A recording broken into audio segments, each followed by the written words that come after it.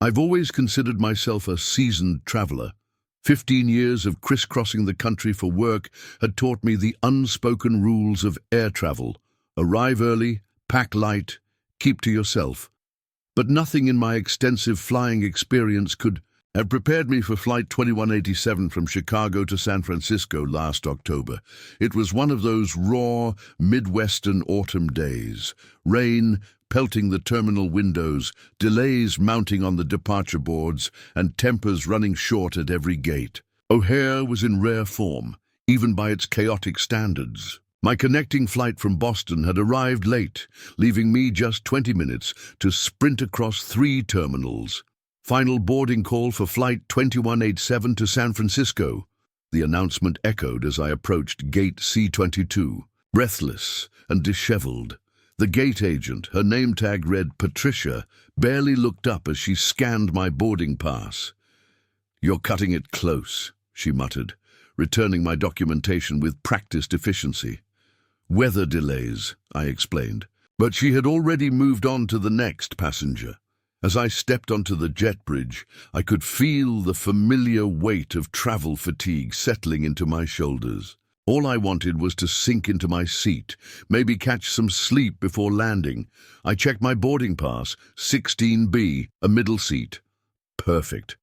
The cabin was nearly full when I boarded, passengers already settled in with earbuds inserted and magazines. Open? I made my way down the narrow aisle, bumping elbows and mumbling apologies until I reached row 16. A young woman with fiery red hair occupied the window seat, deeply engrossed in a novel. The aisle seat remained empty. "Excuse me," I said, gesturing to the middle seat. She smiled politely and shifted to make room for me. Just as I was stowing my carry-on in the overhead compartment, I heard raised voices from the front of the plane. A flight attendant, tall, blonde, with the kind of authoritative presence that commanded attention, seemed to be having a heated discussion with a passenger I couldn't quite see. "Sir, you need to find your assigned seat immediately. We're already behind schedule," she said, her voice carrying throughout the cabin. The cabin fell silent as passengers turned to witness the confrontation.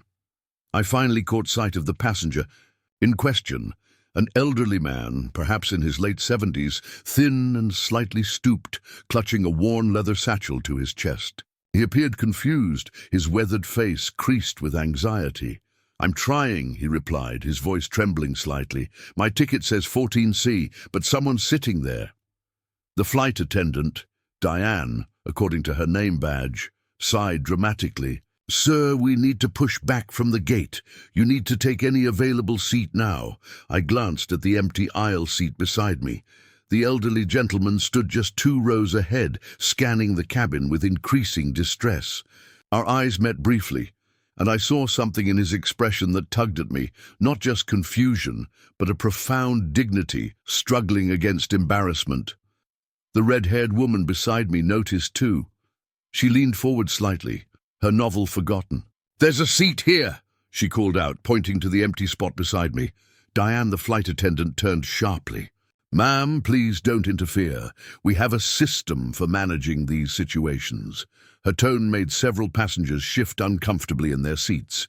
The elderly man stood frozen in the aisle, his knuckles white around the handle of his satchel. Found myself standing before I'd made a conscious decision to do so. "He can sit here," I echoed, gesturing to the empty seat. "It's no problem." Diane's eyes narrowed. "Sir, please return to your seat. You're delaying our departure."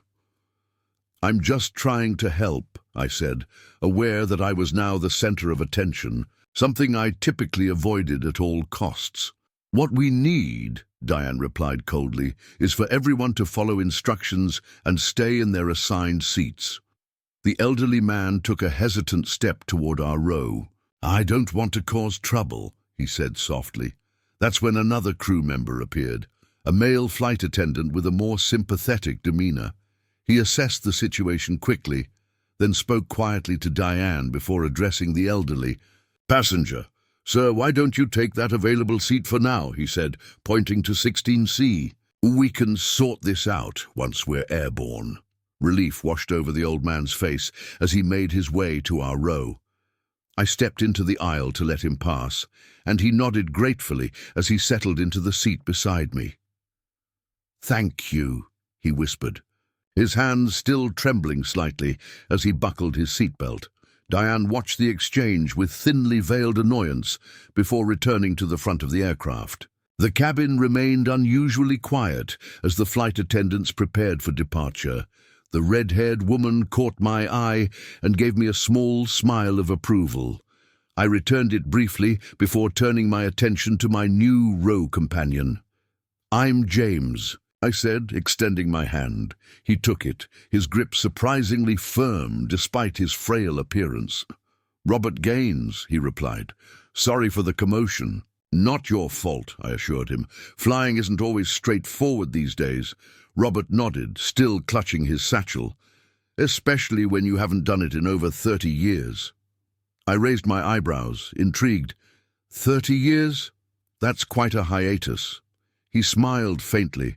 "Never had much reason to fly after retiring. But some journeys can't be postponed any longer." Before I could inquire further, the plane lurched backward as we finally pushed back from the gate.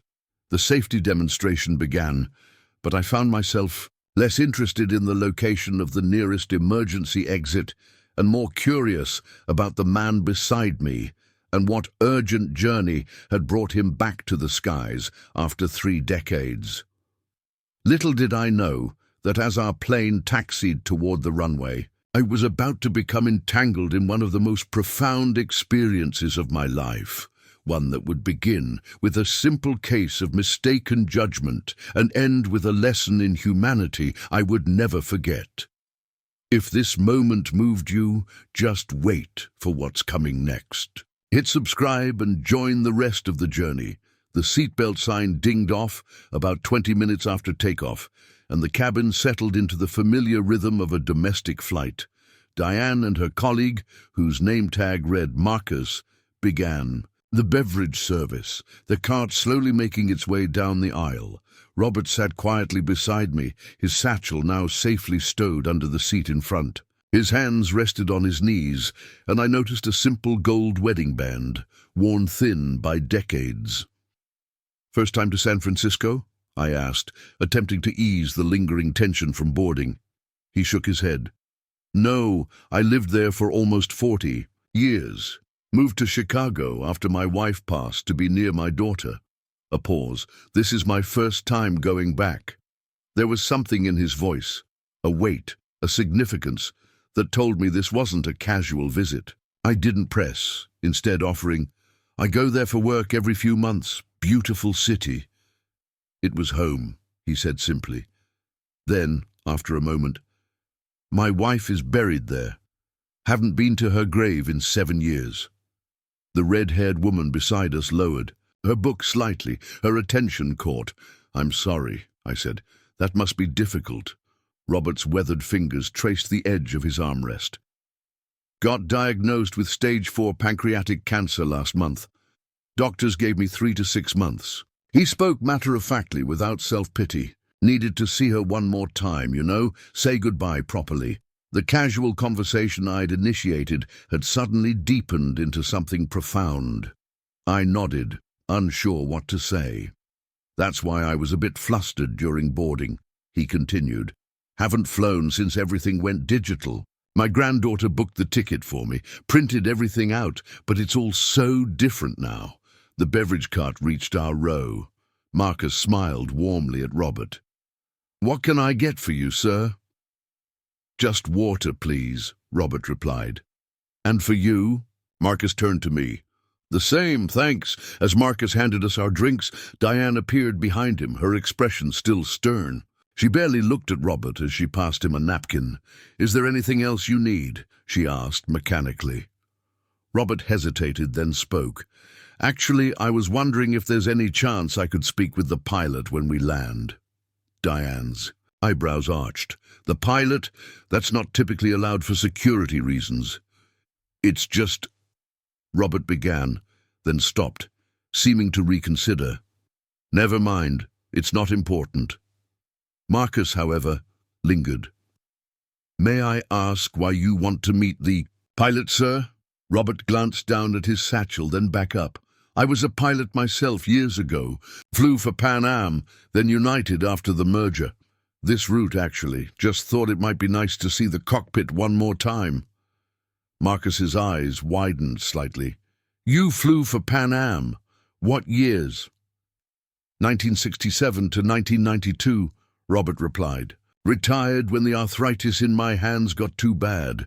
I watched as Marcus's entire demeanor changed. Sir, I'd be honored to ask the captain if you could visit the flight deck after we land. No promises, but... Thank you, Robert said. I'd appreciate that. Diane, who had overheard the exchange, had the grace to look slightly abashed. I'll see what I can arrange as well, she added, before moving on with the cart. As they continued down the aisle, Robert turned to me. Flying was different back then, he said.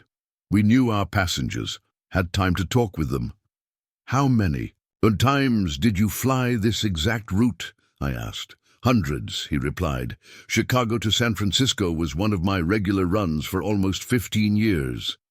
A small smile played at his lips. That's how I met Helen, my wife. She was a flight attendant. Back then they called them stewardesses. The red-haired woman had fully abandoned her book now. That's so romantic, she commented. Meeting in the skies. Robert's smile widened. Our first date was during a 24-hour layover in San Francisco. Took her to the Cliff House for a dinner. Married her 6 months later in a small ceremony overlooking the Golden Gate. Is that where she's buried? I asked gently. He nodded. Cypress Lawn Memorial Park has a view of the bay on clear days. His voice grew softer. Haven't been able to visit since moving to Chicago.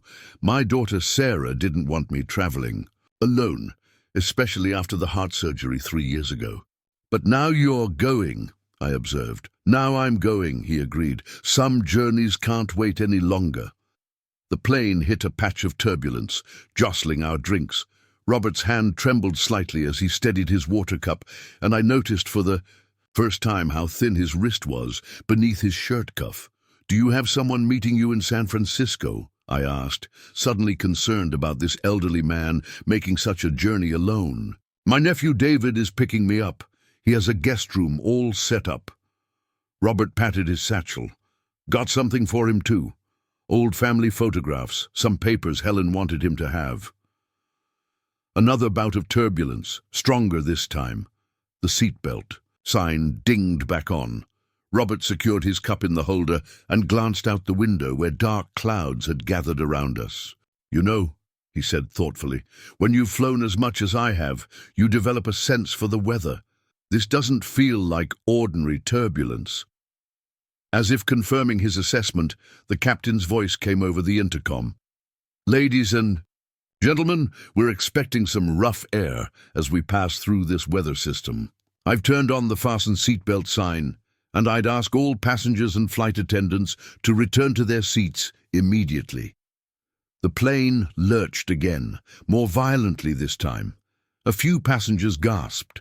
I could see the flight attendants hurriedly securing the beverage cart. Robert remained remarkably calm, his hands steady on the armrests. Cumulonimbus formation, he murmured, peering out at the darkening clouds. They build up quickly this time of year. The aircraft dropped suddenly, that sickening feeling of momentary weightlessness causing several passengers to cry out. Oxygen. Masks deployed in 2 rows ahead of us, though it seemed to be a malfunction rather than an actual pressure issue. Panic began to spread through the cabin. A child started crying somewhere behind us. The red-haired woman gripped her armrests, knuckles white, and then I witnessed something remarkable. As turbulence rattles the plane, fear begins to grip the cabin until a steady voice rises above the noise. It's just turbulence, folks. Perfectly normal, Robert announces, his words firm, calm, and precise. Instantly, the energy in the cabin shifts. A man once perceived as frail now commands attention like a seasoned captain. The fear in passengers' eyes begins to fade. Even Diane, the flight attendant who once doubted him, looks at Robert with renewed respect. He guides a panicked red-haired woman through her breathing, easing her tension with the calm authority of someone who's done this 1,000 times. James, watching silently, realizes how much he and everyone else had misjudged this man.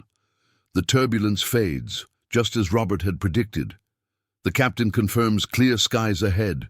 Relief spreads through the plane. Diane returns, no longer just a flight attendant, but now someone honoring a legend. The steady hand of San Francisco, she calls him, Robert Gaines, a name still revered among pilots. Robert, ever humble, simply replies, "Just did my job. Got people where they needed to go." But James sees it clearly now. Robert isn't just completing a flight, he's completing a legacy. As the descent begins, stories of Robert's flying days fill the conversation. Emergency landings, old aircraft, the love of his life, Helen, and the skies he once ruled. When the plane finally breaks through the clouds, golden sunlight pours in. San Francisco glows on the horizon. Robert stares silently out the window, the city welcoming him home for one last farewell. And with that final descent, it becomes clear. This wasn't just another flight. This was a man's final approach to closure. This story's only getting deeper. Subscribe now so you don't miss what happens at 30,000 feet. As their plane touches down in San Francisco under a rare clear sky, James notices Robert, an aging but dignified former pilot, watching the bustling airport with quiet nostalgia. While passengers rush to leave, Robert lingers, calm and reflective. A flight attendant thanks him for comforting her during turbulence. Then, the unexpected happens. The crew invites Robert to visit the cockpit. What starts as a polite gesture becomes something far more meaningful. Pilots recognize Robert as a legendary figure, a man whose flight procedures are still studied today. When he steps into the modern cockpit, his eyes light up, and he seamlessly engages with the technology, proving that while tools change, mastery endures. He leaves with visible emotion, a quiet smile of closure on his face. Before meeting his nephew at arrivals, Robert makes one final stop, a window overlooking the runway. He pulls out a pilot's wings pin once kept by his late wife Helen and places it close to his heart, a private tribute to a lifetime in the skies. He then reunites with his nephew, introduces James, and offers a heartfelt thank you. With a vintage Pan Am card in hand, James promises to visit him in Chicago. Weeks later he does, sharing stories, photos, and memories. Not long after, James receives a final note from Robert, now passed, thanking him for being his co-pilot that day. In the quiet reflection that follows, James realizes that what began as an ordinary flight turned into an unforgettable journey, one that reshaped how he sees strangers, kindness, and the unseen stories we all carry.